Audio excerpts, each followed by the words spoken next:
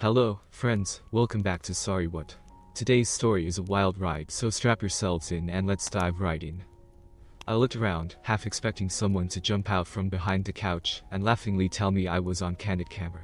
I'd have said Jerry Springer, except in his case, I'd have been lured to his studio under false pretense. It had to be a joke. It was too surreal, too bizarre, too or to be true. I longed for it to all be one huge joke, bad taste and ill-conceived, but a joke nonetheless.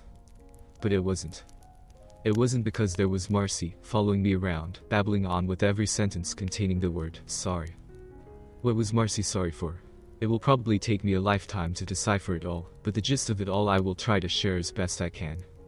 My name is Daniel Goodwin and Marcy, and I weren't babes in the woods when we met. We weren't childhood sweethearts. Hell, we weren't even young, up-and-coming 20-something-year-olds. We were comfortable in our skin 30-somethings.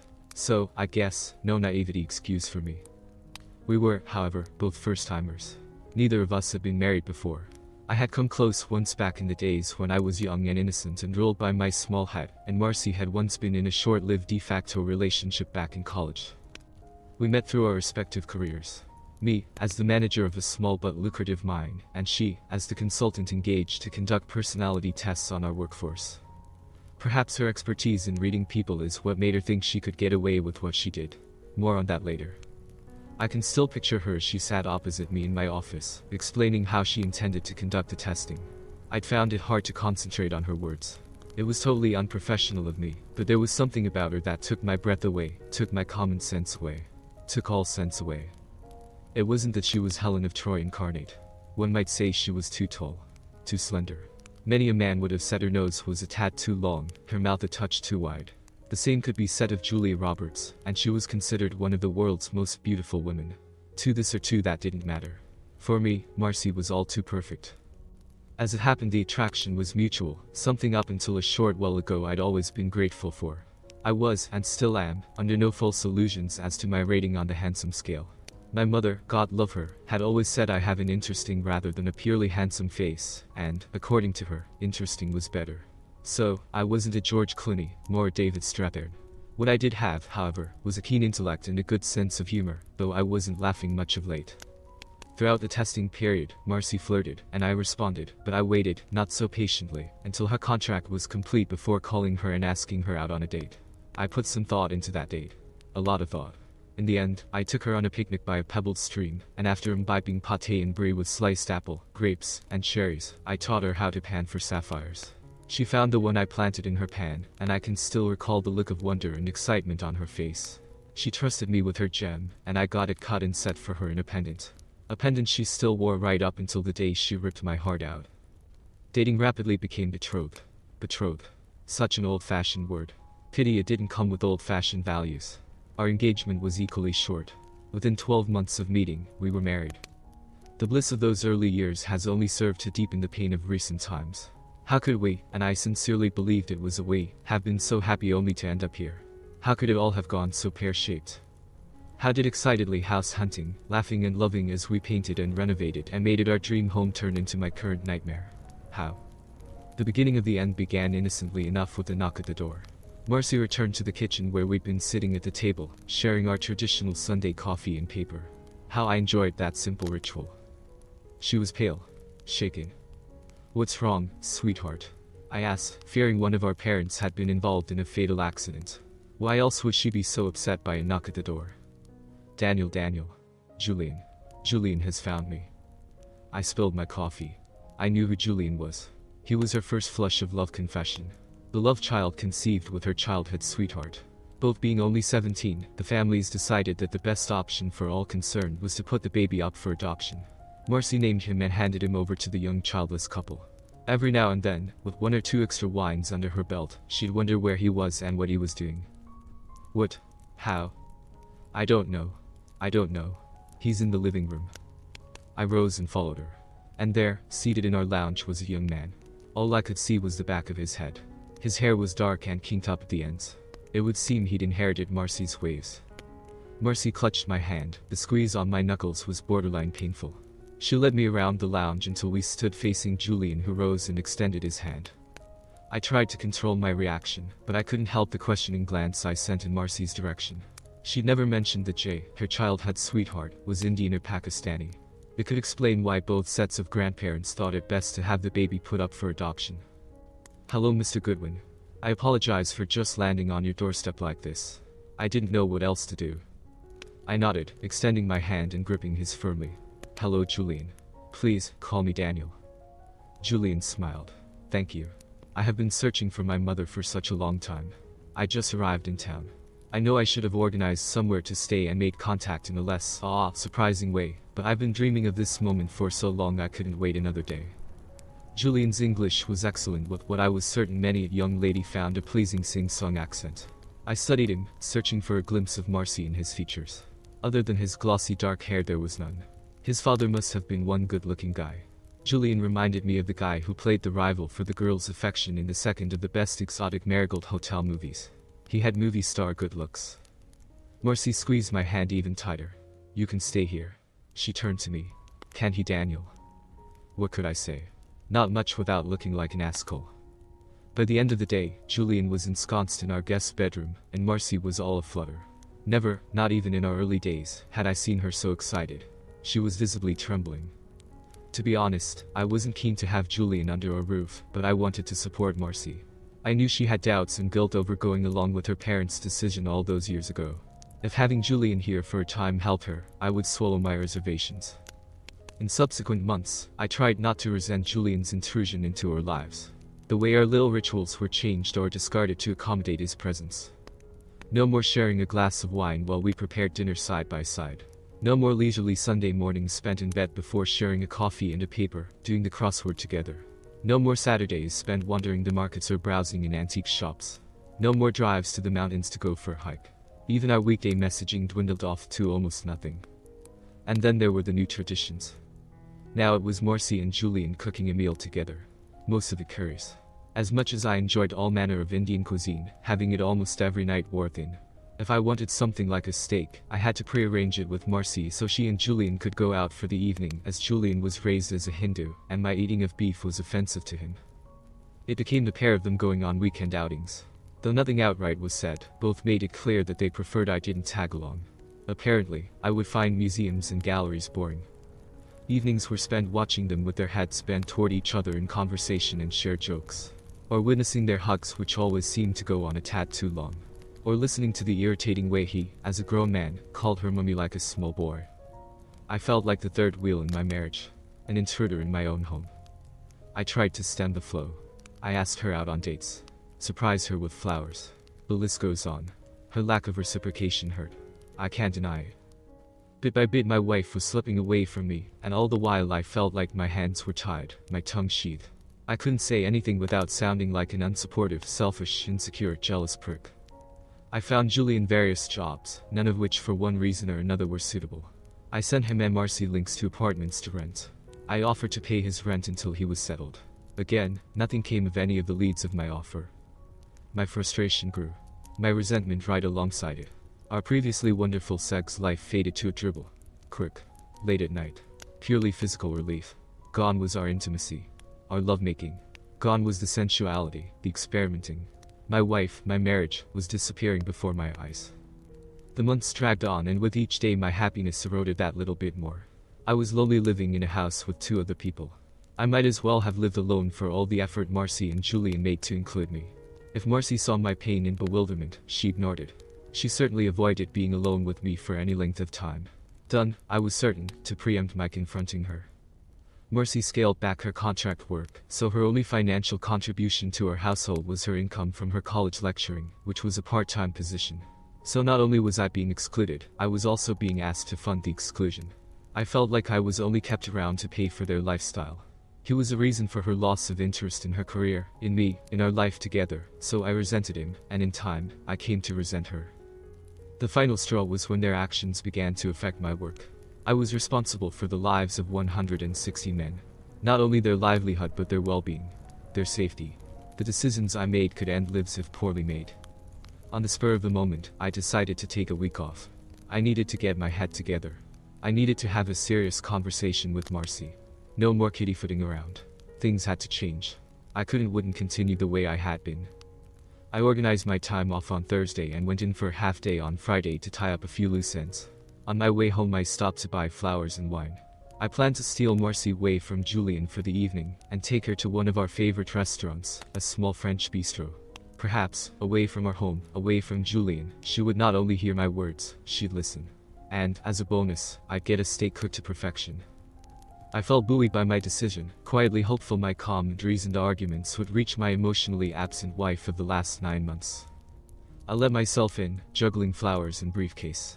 The house was quiet, except for some Indian sitar music coming from the upper floor. I assumed it was coming from Julian's room. I dropped my case in the entryway and the flowers in the kitchen sink. I made my way up the stairs to our bedroom, intending to shower and change out of my work clothes. Not surprisingly, the bedroom door was open. The music issuing forth confused me for a moment. I stepped into the opening and froze. I couldn't comprehend what I was seeing. It couldn't be. My first reaction was self-loathing for conjuring such an abhorrent image. Why? Why would my imagination conjure an image of my wife coiled naked around her son? What kind of sick excuse of a man was I for harboring such thoughts in my subconscious? The floor beneath me seemed to shift, spiral and roll, like vertigo. I gasped. The music masked it. Same as it masked their sighs and whispers, the soft rustle of sheets as they undulated together. Their sinuous movements continued while I stood, rooted to the spot. Swing, yet skewered as if someone had nailed my feet to the floor. My stomach kept spasming, my throat at war with it, swallowing the bile of my disgust that was seeking an exit. Her pendant, the one I had made for her, swung like a pendulum. I wanted to drag my gaze away from it, from the abomination before me, but I couldn't. It was the anchor stopping me from toppling over as my world shifted. It was like watching a car wreck about to happen, one where people were bound to die. You want to turn away, but can't, the crash magnet too powerful to resist.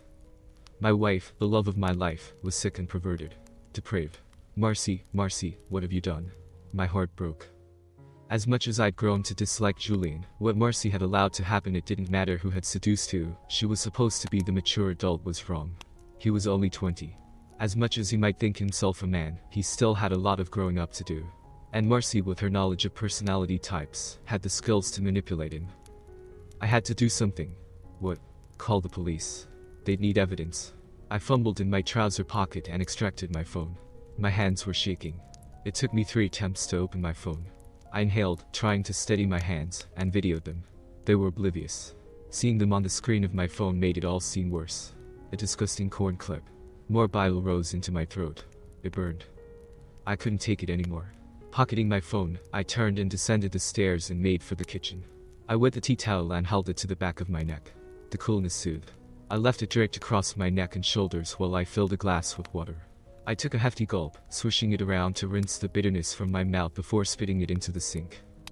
With shaking legs, I lowered myself to sit at the kitchen table and once again pulled my phone from my pocket. My conversation with the police was short. Hopefully, they wouldn't take long to arrive. I couldn't bear the sounds of the sitters wafting down the stairs much longer. It might as well have been fingernails being run down a chalkboard. Each note was excruciating. I just wanted to escape the hell my home had become. I heard car doors opening and closing and made my way to the front door. It seemed to take forever to cover the short distance. 2 police officers, a man and a woman, were framed in the doorway. Not a word was spoken as I indicated the stairs. The officers crept forward, police batons in hand, and slowly and silently climbed the stairs. That's where the sound of strumming sitters ended, and the screaming began. Thuds and scuffling sounds reverberated. Each one made me flinch. And then there was quiet. No music. No thuds. No cries. Only muffled voices. I stared up at the landing. The male officer appeared first, guiding a handcuffed and clad only in boxers Julian. Marcy and the female officer followed. I gulped. Marcy was also handcuffed. She wore her favorite dressing gown, tightly knotted at her waist. She hung her head, but I could see her face was white. And worse, the flush of passion still colored the V of her chest visible in the opening of her robe. Marcy swiveled her head toward me. My feelings of horror and revulsion must have been plain on my face. "He's not my son," she wailed. With each step she repeated herself. Over and over again, "He's not my son. He's not my son." Her voice set me free and I turned and walked away, back to the kitchen, her words following me. "You will have your chance to prove that, Mrs. Goodwin, down at the station." I hovered near the table, unsure of what to do next. The male officer returned. "Mr. Goodwin, I'm Officer Kaplan. Are you able to share with me the video you mentioned taking? It's evidence." For the third time in less than an hour, I pulled my phone from my pocket and forwarded Officer Kaplan the clip I had made of their Marcy and Julian's coupling. "Daniel, may I call you Daniel?" At my nod, he continued, "Daniel, you're probably in shock.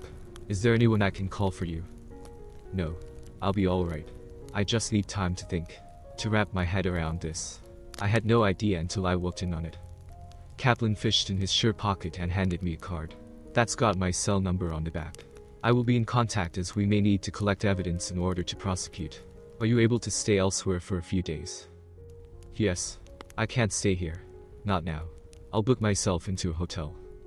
"Keep your phone with you, if you don't mind. We may need to ask you some questions." "Okay." With that he was gone and I was alone, the house now eerily quiet. The silence pressed in on me. I needed to escape. I looked at the stairs. I would need to climb them to pack a few items of clothing. Dread clawed at my belly. Clothes could be bought, but things seen could not be unseen, and I didn't want to see the aftermath of Marcy's betrayal in a mess of bed sheets and discarded clothes. I already had enough images to deal with.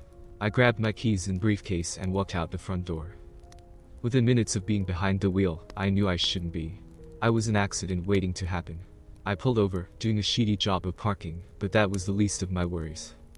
Luckily for me, I was parked only a few doors away from the coffee shop.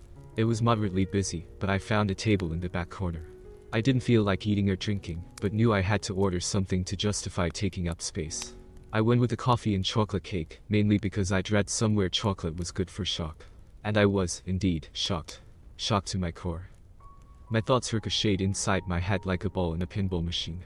One thought sent it careening off in one direction, only to bounce off another thought that sent it speeding off on another tangent. None of which made sense. My coffee and cake were set before me, and I made myself take a breath. I felt like I was learning to eat and drink all over again. I had to give myself conscious instructions. Cup to mouth. Take a sip. Swallow. Use spoon to cut a piece of cake. Scoop up and place in mouth. Chew. Swallow. Repeat. It helped. The rhythm helped me gain some control over my chaotic thoughts. Marcy was having a sexual affair. With her son. Or maybe not. Were her cries of, "He's not my son," the truth, or just more lies? Either way, she'd moved her lover into her home. Carrying on with him under the roof I provided, under my very nose. Lies. So many lies. Months and months of deceit. Of betrayal. The audacity of it took my breath away. I struggled to wrap my head around the sheer scale of it. I felt sick for a totally different reason. I'd been so stupid. A fool. So gullible and naive. I didn't know what to believe. Was he her son? I never questioned the lack of resemblance. Julian's obvious Indian heritage. Nothing. I questioned nothing. Just blindly believed. If I removed the lens of thinking of them as mother and son, it made their interactions seem glaringly obvious. All those hugs that went on for too long, the touches. I'd been such a trusting idiot. Oh, how they must have laughed at my expense. I felt used. She'd used my love for her against me in every sense of the word. Emotionally, mentally, physically, and financially. How had I not seen this rottenness in her? How has she hidden her true self from me for so long? Almost 6 years. Almost 6 years from the time she sat in my office that first time until now.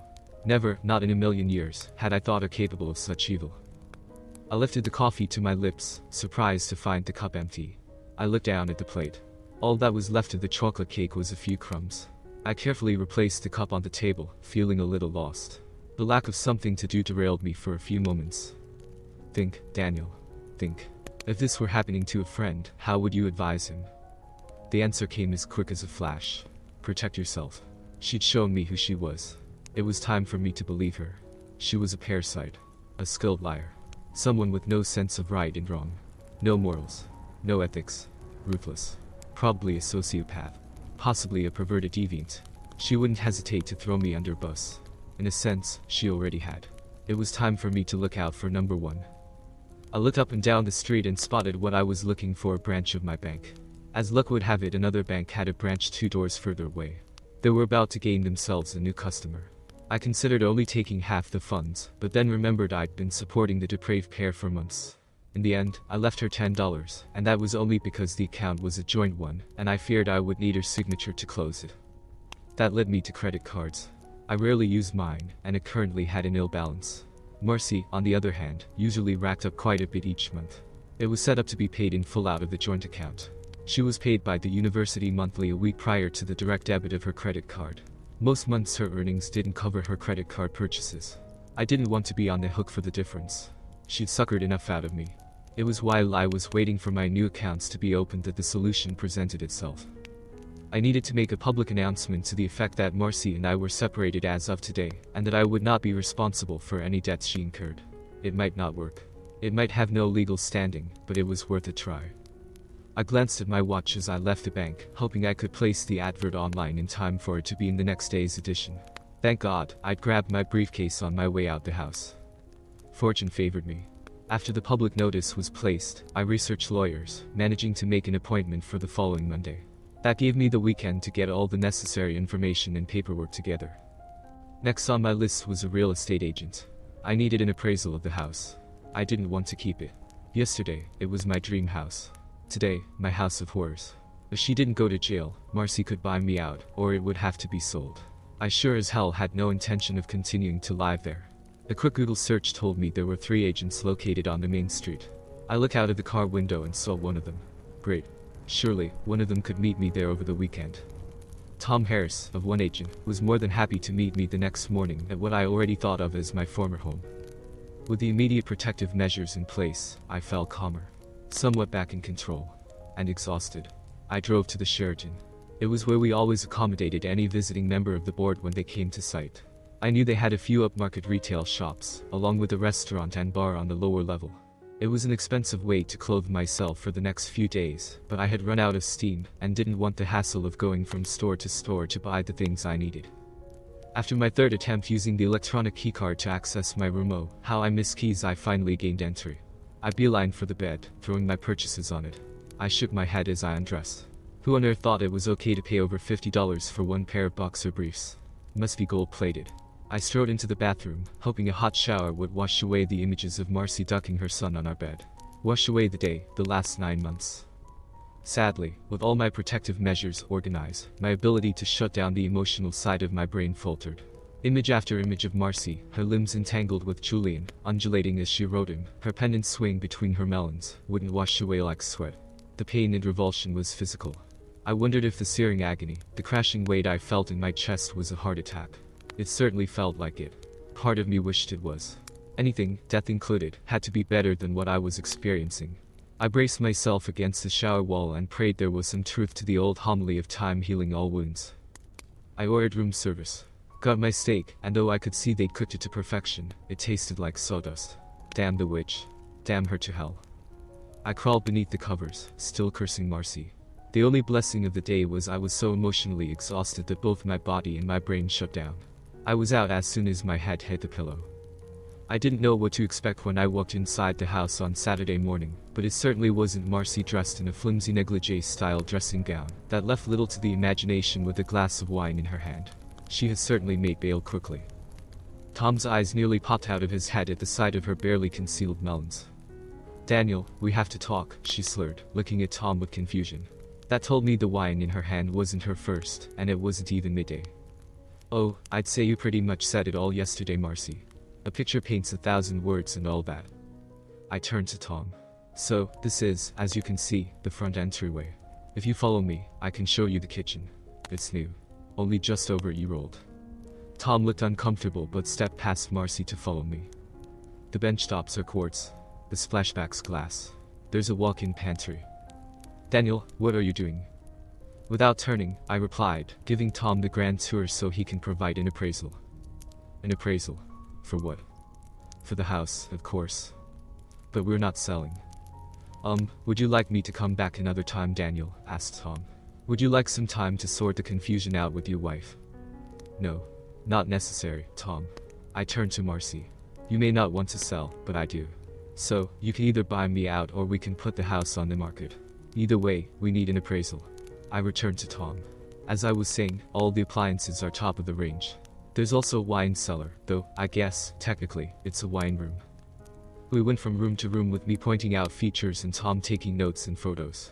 Marcy trailed behind us, alternating between whimpering and trying to interrupt. I talked over the top of both. Tom did his best to ignore her. I fell for the guy, but hey, once sold, his fat commission would make up for any current awkwardness. As I saw him out, he assured me he would work out the appraisal overnight and contact me the next day. Excellent. One more job done in the separation of my life from that of Marcy. I closed the door and turned. Marcy was so close I almost knocked her over.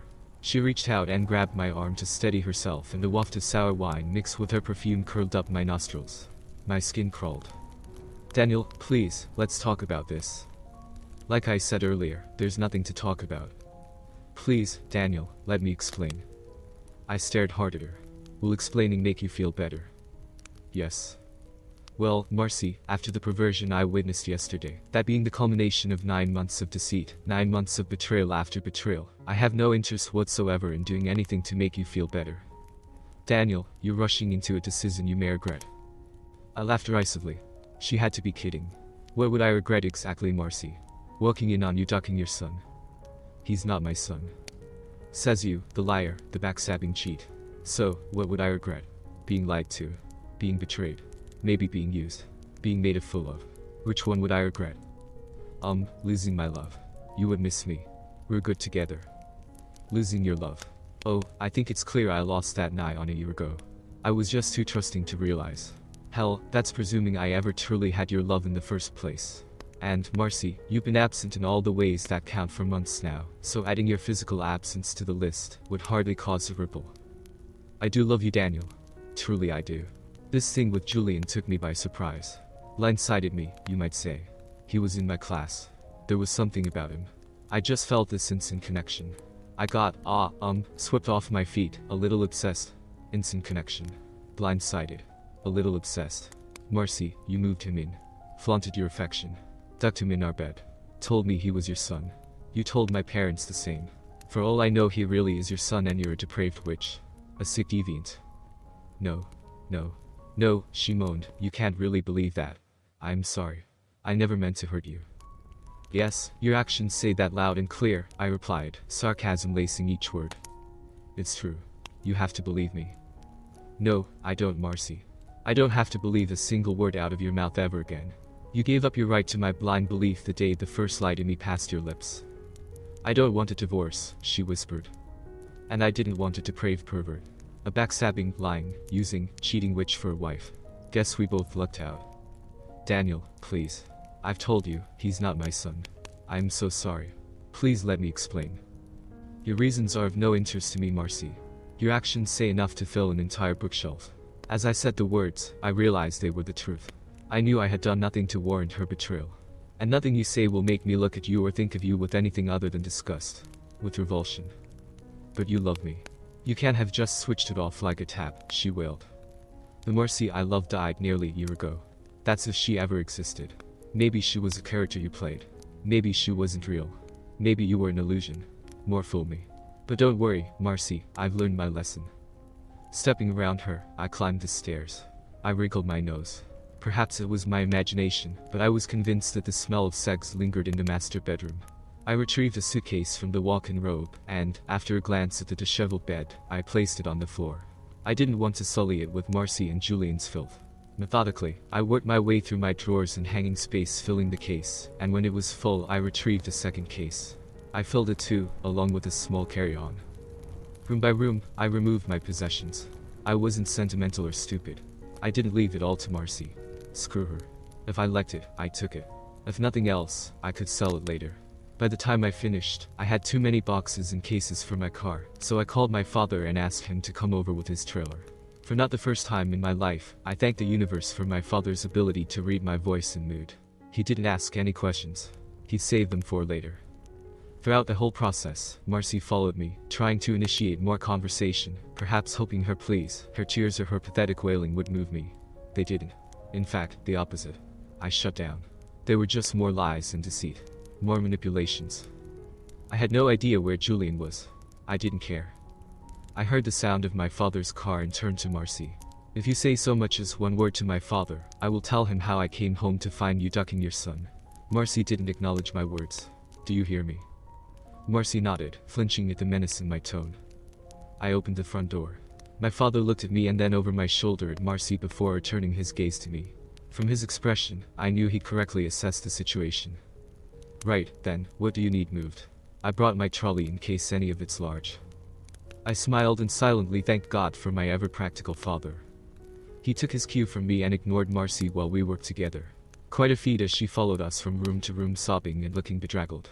We worked almost silently, directing each other with nods and hand signals.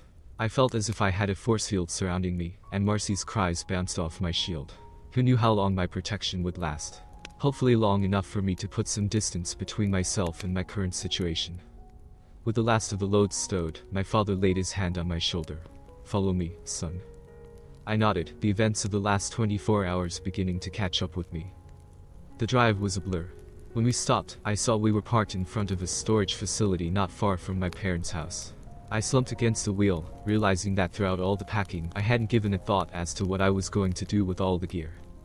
We went inside and I let Dad take the lead and handle the paperwork. I was exhausted. The attendant placed a map on the counter, and using a red pen marked a spot. He handed over some keys. I blindly followed my father. We unpacked everything except my suitcases and the carry-on. "Meet you at the house, Dan." I nodded. 10 minutes later I was seated in my parents' kitchen, and my mother was pushing a cup of coffee toward me. "We're here when you're ready to explain," my mother said quietly. Her voice was gentle. The voice of my childhood. That was all it took. My force field shattered and I broke down and sobbed like a child. She held me while my father patted my shoulder. The whole hideous story came out in a garbled mess, my words punctuated by gasps and cries of horror from my mother and father. "Her son? No, no, no. Oh God, surely not," Mum moaned, shaking her head. Perhaps, my words had put the pictures in my head into hers too. She'd liked and cared for Marcy from their first meeting. "She says he's not her son. I don't know what to believe, Mum." "What are you going to do?" asked my father. "I called the police. I assume they're investigating." To be honest, I was surprised she was at the house today. I thought she'd be in jail. "Divorce?" my mother whispered, her voice barely above a whisper. I nodded. "You'd best protect yourself, Dan. After what she's already done, you can't know what other depths she's willing to plumb. You don't want her to run off with all your savings." "Already done, Dad." We talked some more. Mum insisted I stay with them until I could find a house or apartment to rent. That was a relief. I didn't want to be alone. Alone. A state I supposed I'd have to get used to. A vision of my future stretched before me. It looked like a long, lonely, barren landscape. Damn Marcy. Damn her to hell. That night, as I lay there in the darkness of my childhood bedroom unable to sleep, I remembered the lines from a book I'd read in what felt like 100 years earlier. I couldn't remember the exact words, but the gist of them was that when something in your life went pear-shaped, things like bad news, a death, a spouse's betrayal, it felt like sustaining a blow to the gut, like being winded. Bullshit. Utter bullshit. That was like saying being shot at close range was on a par with a mosquito bite. My mind replayed the horror of seeing Marcy sinuously moving with her son, her lover, in the bed she had shared with me. I could remember the moment as clearly as if I were still in it. I could still hear the sitter and the rustle of the sheets. I could still smell a waft of Marcy's perfume and hear my gasp of shock. Feel the thunder of my heart, the tight band of compression around my chest. No amount of effort would stop my mind from making me relive the moment over and over again. It was a scab my brain just had to pick. What I felt as wave after wave of horror and disgust washed through me as violently as it had when I'd stood in the doorway. Seeing it for the first time was so much worse than losing breath by being punched in the solar plexus. The closest I could come to describing it accurately would be to say it resembled having someone attach a high-powered vacuum cleaner over my heart and sucking the very life out of me. Everything. All the things that made me, me. Intangible things that had absolutely no physical substance, the way my height or the breadth of my shoulders did, and yet were so much more important in defining who I was. Things like my thoughts and feelings. My memories and experiences. Gone. All gone. Gone, a pathetic word so inadequate. I was an empty vessel. What filled the void wasn't good and kind and caring. It was anger and hatred. I didn't fight it. It felt good to have them take over, better than opening the floodgates of doubt, better than succumbing to despair, better than collapsing under the weight of the loss of my dreams, and most certainly better than the unbearable pain trying to beat down my door and cripple me. The hatred swamping my empty gut was a tangible thing, as real as the bed I lay on. It filled me to overflowing, oozing out of me like a thick, destructive river of corrosive poison. I made no effort to stem its flow or disguise its vileness. It felt good to let it see the light of day with no mask disguising its ugliness. Somewhere deep inside, I registered anxiety, but I didn't care. I knew my mother would hardly recognize the man sleeping in her son's room. I hardly recognized him. The road to divorce was long and hard. The press reported the possible incest. That made the front page, their attraction a week later on page 20. A tiny note easily missed. Marcy was notorious, me to a much lesser degree. It cost Marcy her position at the university, and me money as the courts ruled I had to support Marcy until our divorce was settled. Something else for my monster to loathe her for. As if the publicity wasn't bad enough, Marcy fought the divorce every step of the way. I endured endless negotiations seated opposite her in the conference room of either her legal counsel or mine. Negotiations where I stared at her, mentally seeing my hand reach across the table, turning into a claw that broke through her chest cavity and ripped out her heart. I waded through reams of legal jargon seeing the words in red, written in blood. Marcy's blood. Worst of all, I sat through hours of court-mandated counseling. Counseling sessions where Marcy wore her damned pendant, and I had to pretend I didn't want to wrap my hands around her throat and squeeze the breath out of her. Sessions where she reassured me again and again Julian wasn't her son. She emailed me the proof and shoved hard copies into my hand at the first session. Like the only thing holding me back from reconciling with her was proof that Julian's DNA differed from hers. Nothing I said, nothing my lawyers said, hell, not even the gentle questions of the marriage counselor, designed to lead Marcy to understand the level of her betrayal, penetrated Marcy's defenses. With every delay, every obstacle she put in my way, she fed the monster residing in my gut, the monster who was biding his time before exacting his revenge. Through his eyes not blinkered by rose-colored glasses, I saw the depth of her selfishness. Had she truly loved me, she'd have let me go, wanting my happiness above all else. That's what I would have done for her had she come to me when she first fell in love or in lust with Julian. It would have saddened me, absolutely gutted me, but her happiness had been of paramount importance to me back then, and so if her happiness lay with someone else, as difficult as it would have been, I'd have let her go. Had she done that, the monster would never have been born. Not so Marcy. From my personal, one-on-one sessions with a therapist, also mandated by the courts, I came to understand Marcy needed my forgiveness, she needed my love to continue. She needed me to take her back and continue as if the last year and a half hadn't happened. Then and only then would she be able to live with herself. She needed me to help her erase her heinous deeds, her overwhelming guilt. She needed me to help her live in denial. Denial of her inner monster. I didn't give her what she needed. What I gave her was temptation. I found Julian, who, it turns out, was really Ravi Singh. Well, technically one of my engineers found him. The guy was on the spectrum, and though he worked as an engineer, he didn't actually have the piece of paper saying he was qualified. 5 years earlier I'd seen something in him and gave him a chance. I'd never regretted that decision. Quite the opposite. He was invaluable. I'd never met anyone who had a brain that worked like his. His social skills might suck, but his mind was razor sharp. He mastered software, wrote code, and came up with out-of-the-box solutions on a regular basis. And he was loyal to me. Between us, we investigated Julian. Probably knew him as well as his family. We anonymously fed him information and led him back to Marcy. She, in her vanity, may not have realized the reason behind his interest, but I did. He wanted a shortcut to Australian residency. I gambled on the fact that he was running out of time before being sent back to India, and he'd already put months of effort into Marcy. Turns out, she lied to him as well. She told him we were in a de facto relationship. Apparently, he'd been most upset to discover we were married. All that effort for nothing. Not so upset, though, that he wasn't prepared to take up with her again. Give her another chance.